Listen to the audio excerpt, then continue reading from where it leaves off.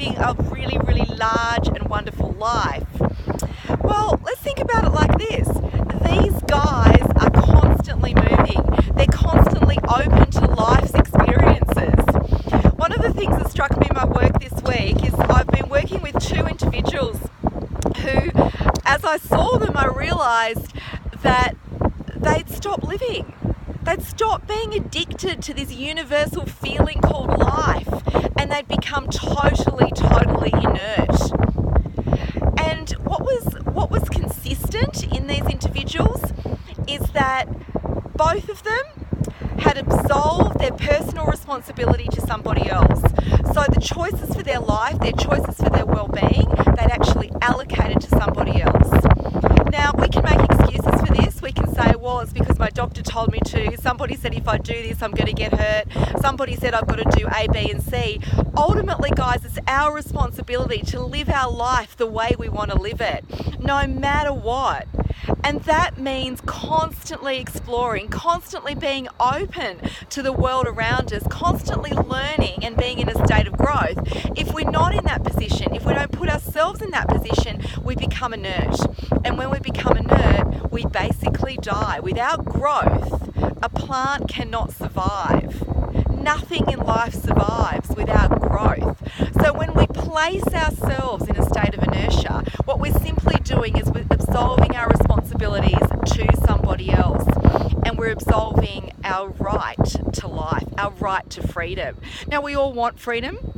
We've all grown up wanting to do the things we wanted to do. I mean, can any of you remember being a teenager and wanting to do stuff and being told by your parents that, no, you can't?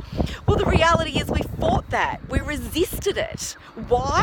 Because we want life. We want freedom. Yet somehow we get to adulthood. We get stuck in our situations and our circumstances. We become inert and we absolve our responsibility to somebody else.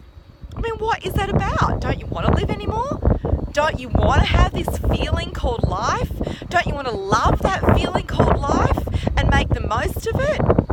You know, there's so many people that I come across that are so scared of what their injuries and disabilities might mean for them. There's people every day of my life that tell me they're scared of not being able to walk a bit again, scared of ending up in a wheelchair. Well, the reality is, guys, if you don't take some responsibility for your inertia, you're no different.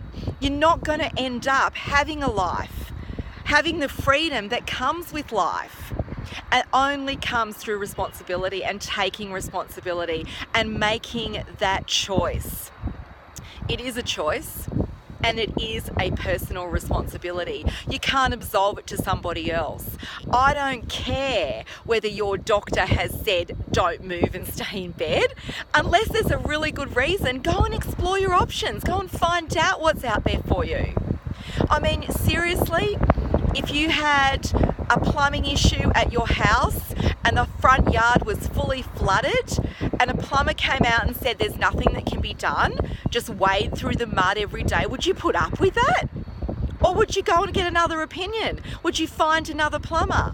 Right? Would you search for answers until you found them? My guess is that you'd hate wading through mud so much that you would search for answers until you found them. You would take responsibility because you'd want an outcome. Why is it then, with the most precious asset that we own, our health and our well-being, our life, we choose not to take responsibility?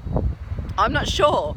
But ultimately, it's up to us. If we want to have a wonderful life, if we want to have success, if we want to move beyond the circumstances that we don't like, that we're complaining about, we have to start taking responsibility.